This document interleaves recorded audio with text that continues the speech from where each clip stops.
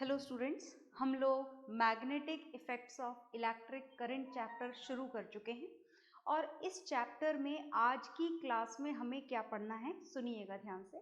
हमने last class में पढ़ा था magnetic field produced due to a straight current carrying wire, right. और आज की क्लास में हम लेंगे तो वही वायर, पर उसे स्ट्रेट करंट कैरिंग कंडक्टर की फॉर्म में नहीं लेंगे, उसका शेप हम आज की क्लास में बदल देंगे। Is it okay? तो सुनिएगा ध्यान से, हमको जो आज मैग्नेटिक फील्ड प्रोड्यूस करना है वो बहुत इंपॉर्टेंट है, बहुत ध्यान से सुनिएगा। और अगर लास्ट वाले वीडियो को आपने ध्यान से नहीं देखा है और उसका पोर्शन अभी तक लर्न नहीं कराए तो पहले वो लर्न करिएगा और उसके बाद में इस वीडियो को देखिएगा, तो ही समझ में आएगा आपको। Is it okay? वरना वो पहले वाला और आज वाला दोनों मिक्स हो जाएगा और आपको बात समझ में आना बंद हो जाएगी, है ना। तो ध्यान से सुनिएगा, हम शुरू करने जा रहे हैं आज की क्लास में मैग्नेटिक फील्ड। देखिए, अभी तक ये मैग्नेटिज्म पढ़ते पढ़ते हमको ये बात तो क्लियर हो गई है कि वायर में अगर करंट जाएगा तो मैग्नेटिज्म प्रोड्यूस होगा, whatever the shape of the wire is, कोई सा भी शेप हो वायर का। Is it okay? तो आज हम पढ़ेंगे magnetic field due to a circular current carrying wire या due to circular loop of wire, आप जो बोलना चाहें बोलें। तो हम यहाँ पर लेने जा रहे हैं सर्क्यूलर करंट कैरिंग कंडक्टर। हम सर्क्यूलर करंट कैरिंग कंडक्टर यहाँ पर काम में लेने जा रहे हैं, तो बहुत ध्यान से सुनेंगे आप लोग। Is it okay? कि आखिर उस स्ट्रेट करंट कैरिंग वायर में और इस सर्क्यूलर करंट कैरिंग वायर में क्या डिफरेंसेस हैं और क्या सिमिलैरिटीज हैं। Is it okay? तो चलिए हम यहाँ पर सर्क्यूलर वायर लेने जा रहे हैं और सर्क्यूलर वायर जो हमने लिया, देखते जाइएगा ध्यान से। ये हमने ले लिया circular wire and this is insulated copper wire. कौन सा वायर लिया है हमने? इंसुलेटेड कॉपर वायर लिया है। Is it okay?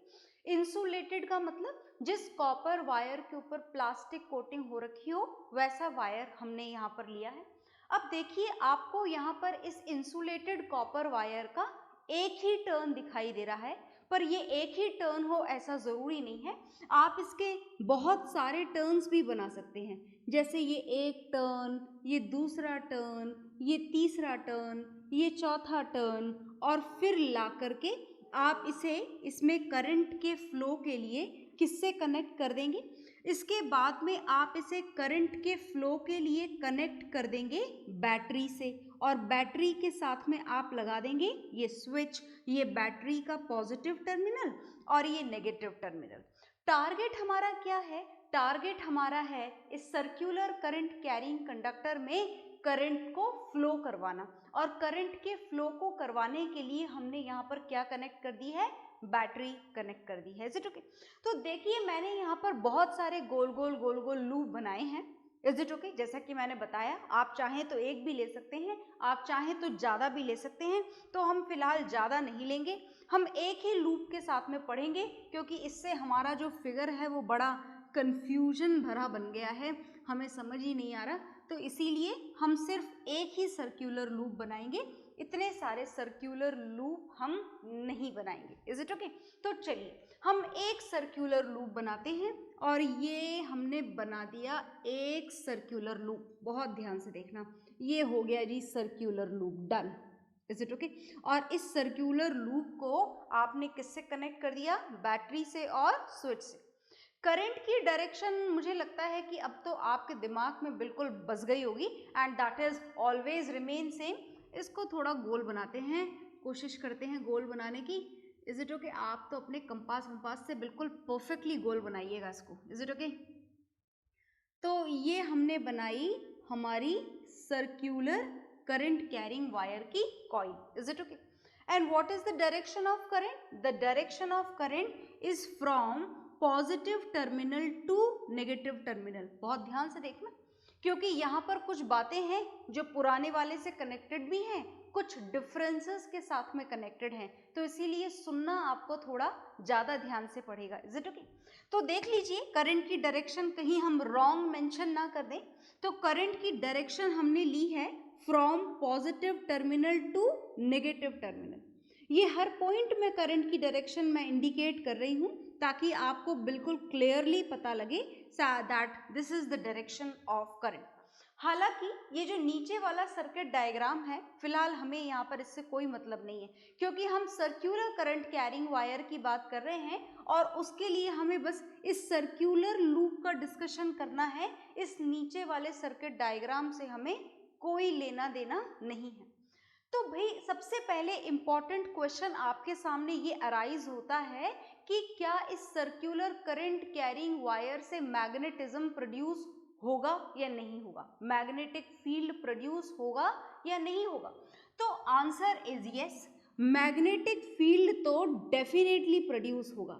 Magnetic field के बारे में तो हम ये जान चुके हैं कि अगर आपने किसी भी वायर के किसी भी शेप में इलेक्ट्रिक करंट फ्लो करवा दिया तो मैग्नेटिक फील्ड तो प्रोड्यूस होगा ही सही।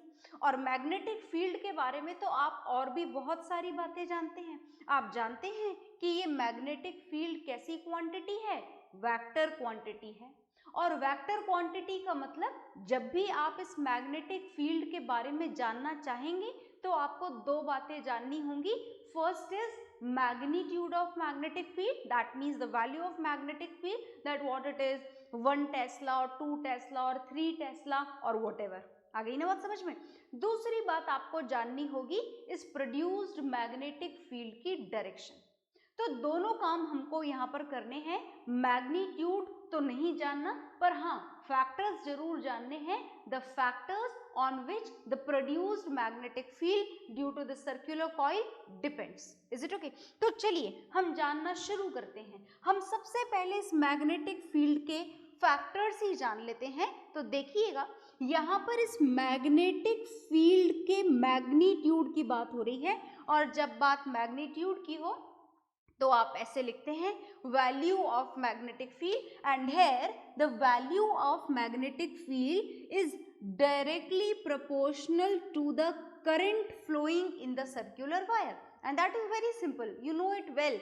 आप बहुत अच्छे से जानते हैं कि इसमें जितना ज़्यादा करंट आप यहाँ पर फ्लो करवाएंगे उतना ही ज़्यादा यहाँ पर क्या प्रोड्यूस होगा, magnetic field. This is very simple, क्योंकि हमारे चैप्टर का नाम ही क्या है, हमारे चैप्टर का नाम है magnetic effects of electric current. That means magnetism totally depends on the electric current, and you can say that it is directly proportional to the electric current.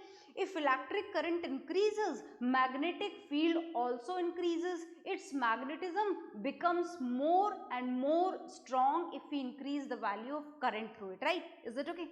तो चलिए फर्स्ट फैक्टर तो हमें समझ में आ गया मैग्नीट्यूड ऑफ मैग्नेटिक फील्ड का। जो second factor है this is the mod of B vector. As we are talking about the only magnitude, we are not at all interested in the direction. फिलहाल हम डायरेक्शन में interested नहीं है। And now according to this second factor, this produced magnetic field due to the circular loop is inversely proportional to R। ये किसके inversely proportional है, R के inversely proportional है।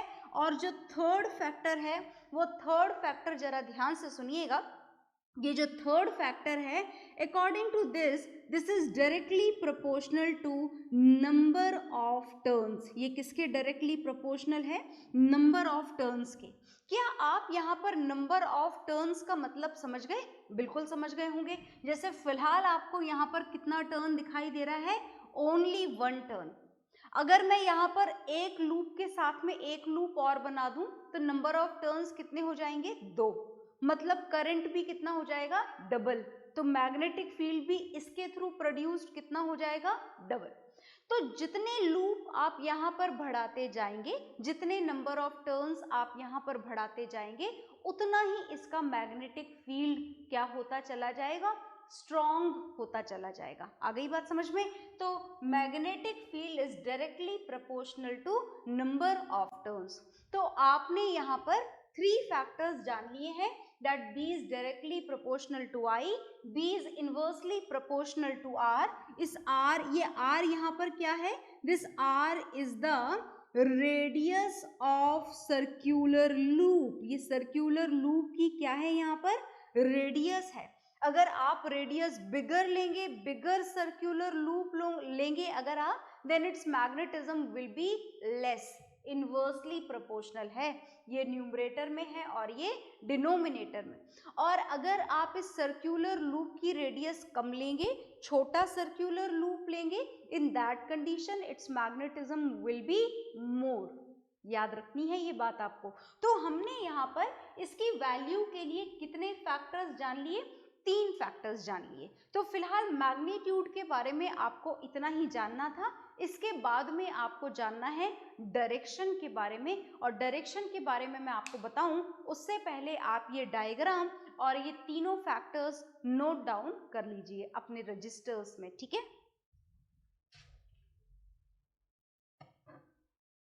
हाँ जी, तो आई होप आपने नोट डाउन कर लिए होंगे और हम ये बहुत अच्छी तरीके से जान चुके हैं कि ये जो सर्क्यूलर करंट कैरिंग वायर आपने लिया है, ये वायर अपने आसपास मैग्नेटिक फील्ड प्रोड्यूस करेगा।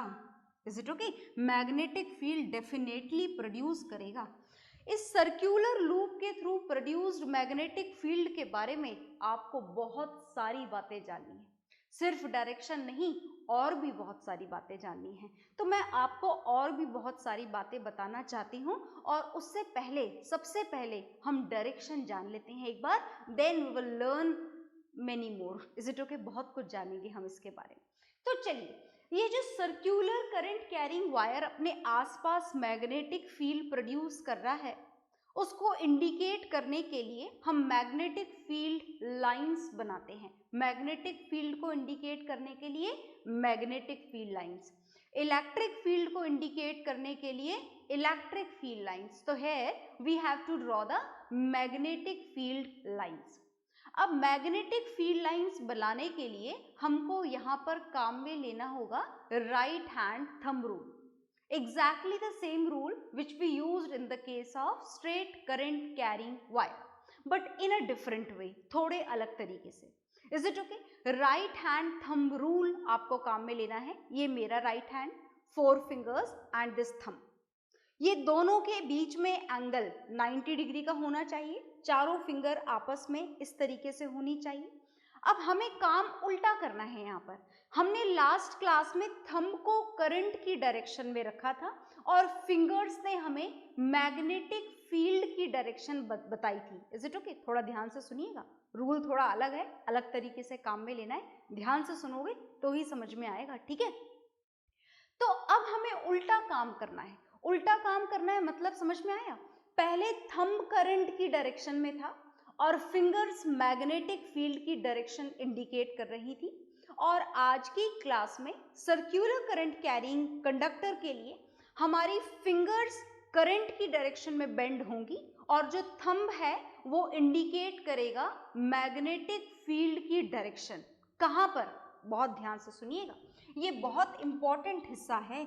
हम यहाँ पर मैग्नेटिक फील्ड की क्या जानने जा रहे हैं? हम डायरेक्शन जानने जा रहे हैं। और उसके लिए जैसा कि मैंने आपको बताया, मैं लिख भी रही हूँ यहाँ पर, ताकि अगर आपने ना सुना हो तो अब आप देख लें और इसे लिख लें।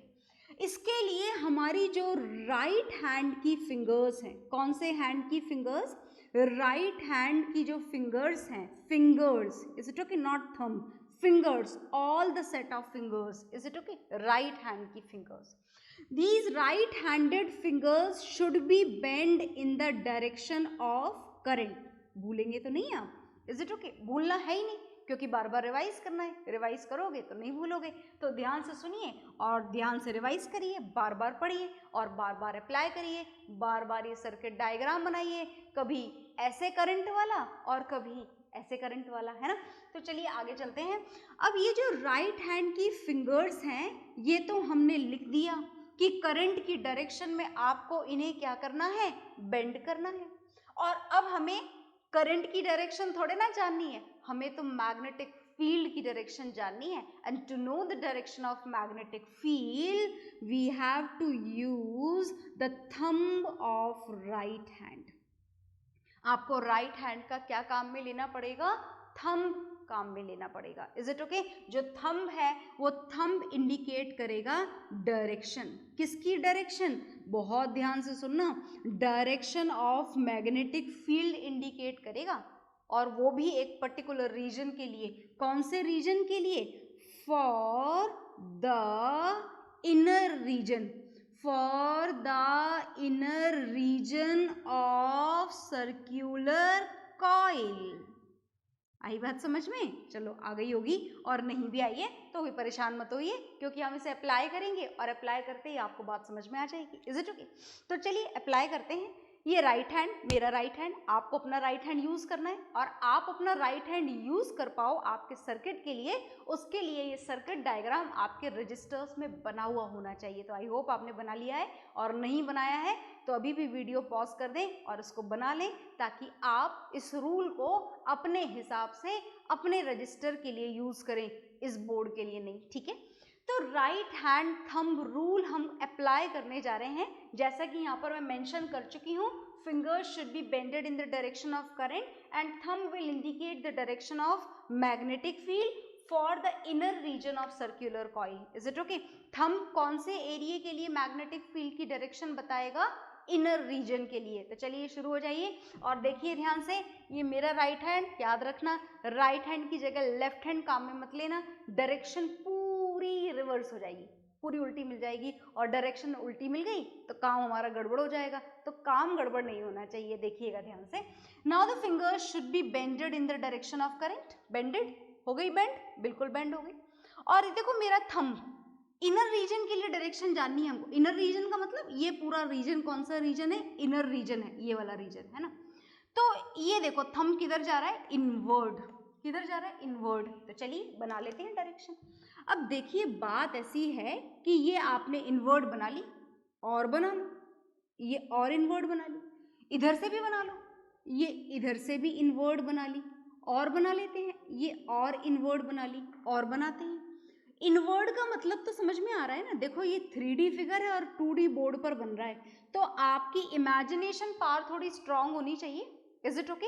ये वर्टिकली इनवर्ड है, जैसे दिख रहा है वैसा नहीं, ऐसे घूम के जा रहा है। वर्टिकली इनवर्ड का मतलब ऐसे इनवर्ड, ऐसे इनवर्ड, ऐसे इनवर्ड, ऐसे इनवर्ड और ऐसे इनवर्ड।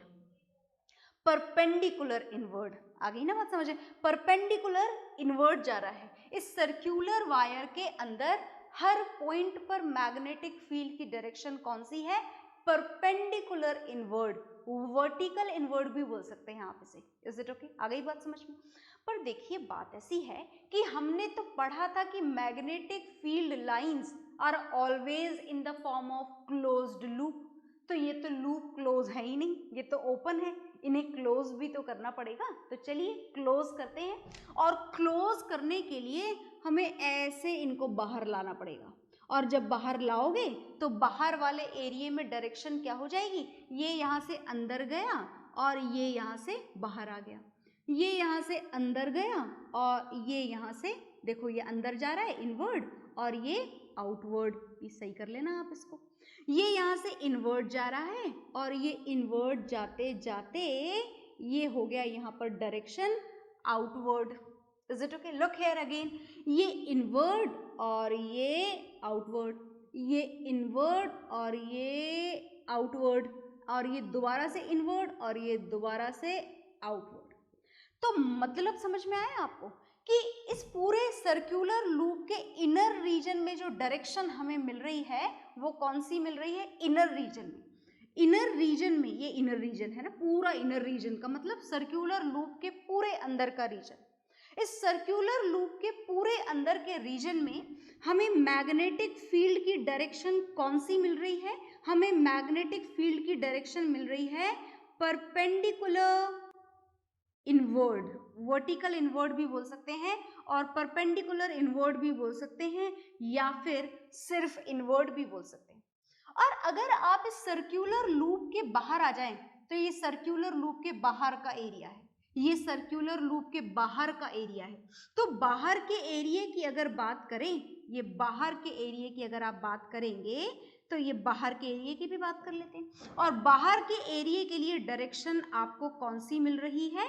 आउटवर्ड। देखिए ये बाहर की तरफ आ रही है, कैसे आ रही है, बिल्कुल वैसे ही vertically outward, like this like this like this. यहाँ पर भी इस तरह से इस तरह से इस तरह से। बात समझ में आ गई? तो इस तरीके से आउटवर्ड से इनवर्ड घूमते हुए अंदर पहुंच जा रही है, घूमते हुए अंदर पहुंच जा रही है। In this way we can find out the direction of magnetic field produced due to a circular current carrying wire. आपने करंट की डायरेक्शन ऐसे क्लॉकवाइज ली है तो आपको डायरेक्शन ऐसी मिली है। अगर आप बैटरी को उल्टा शिफ्ट कर दो और करंट की डायरेक्शन ऐसे एंटी क्लॉकवाइज कर दो, then the direction of magnetic field will also be reversed, right? So whatever is there on the board, note it down very carefully. There is no confusion should be there in the direction. बहुत ध्यान से बनाइएगा, बहुत ध्यान से mention करिएगा। इसके बारे में हमें थोड़ा और भी जानना है, पर उससे पहले आप इसे नोट डाउन कर लीजिए, फिर और जानेंगे, ठीक है?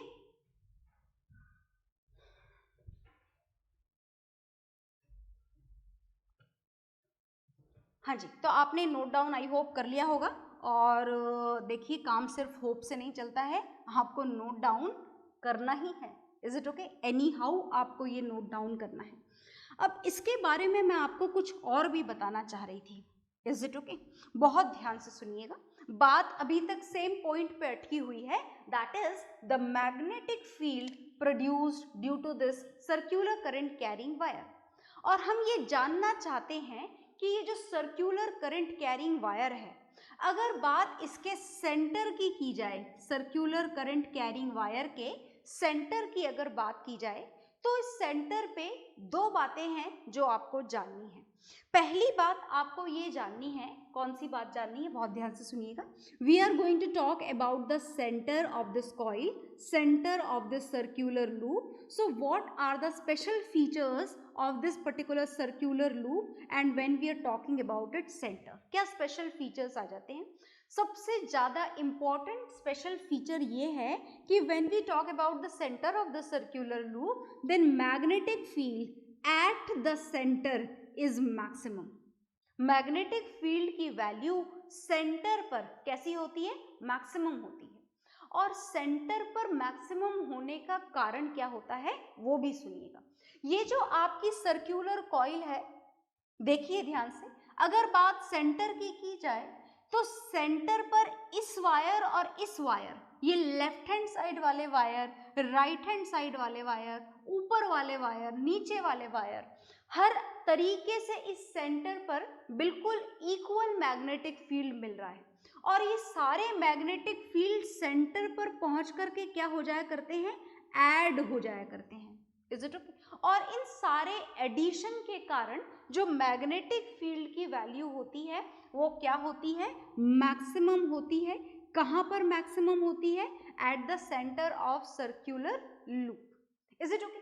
अब देखिएगा दूसरी इंपॉर्टेंट बात यह है कि जब बात सेंटर की जाती है तो सेंटर पर ये जो मैग्नेटिक फील्ड लाइन हमें दिखाई देती हैं, they are almost parallel. Is it okay? When we are talking about the center of circular loop, then the pattern of magnetic field line which is obtained at the center, तो centre पर magnetic field line का जो pattern होता है वो almost कैसा होता है? पैरेलल।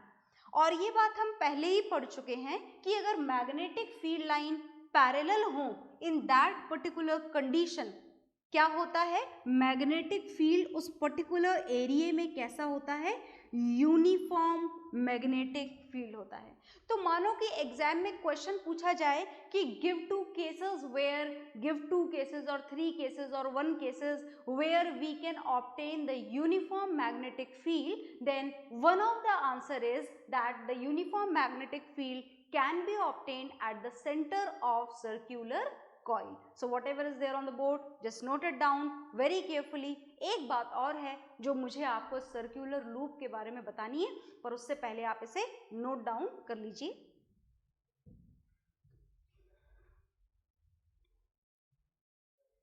हाँ जी, तो आपने इसे नोट डाउन कर लिया होगा।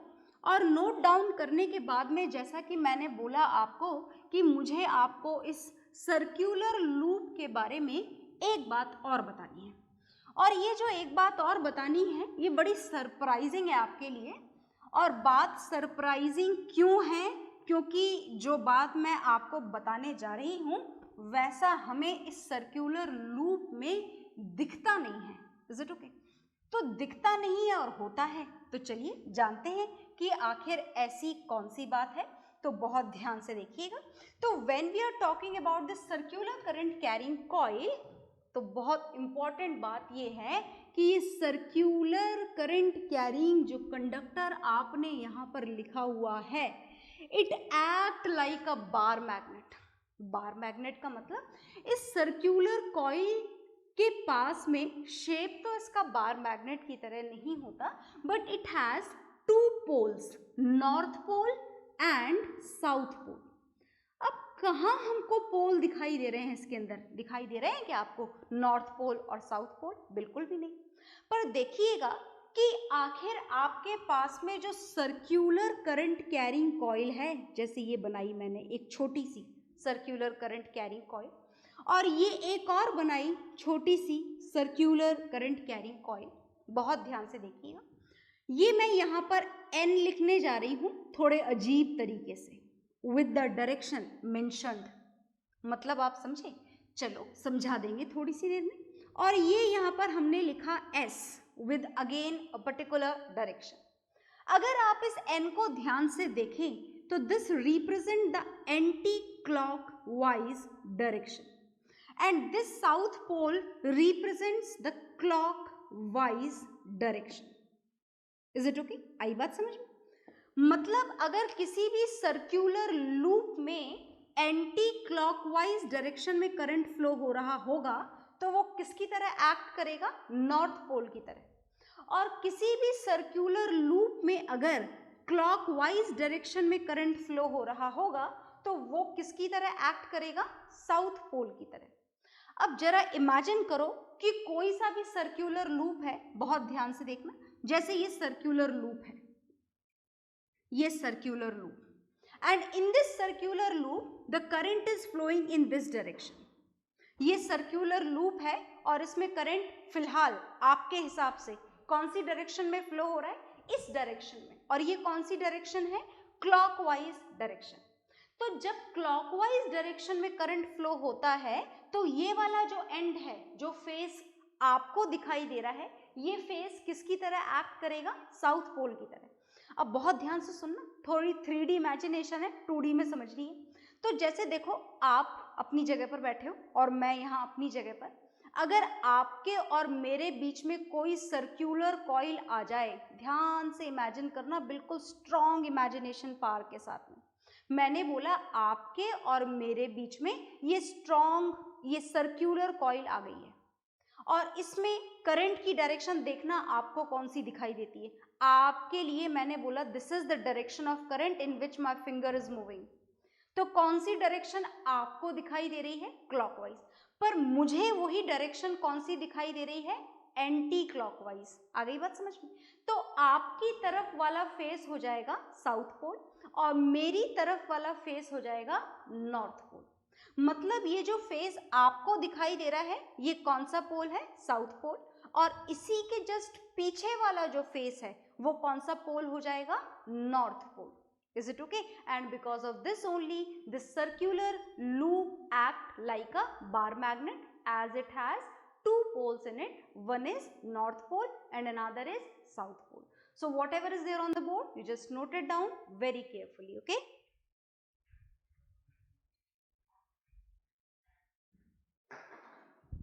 हाँ जी, तो आपने ये नोट डाउन कर लिया होगा और इसी के साथ में हमारा सर्क्यूलर करंट कैरिंग कॉइल वाला टॉपिक खत्म हो गया है और नेक्स्ट क्लास में हम पढ़ेंगे नेक्स्ट टाइप का कंडक्टर। Okay, bye everyone.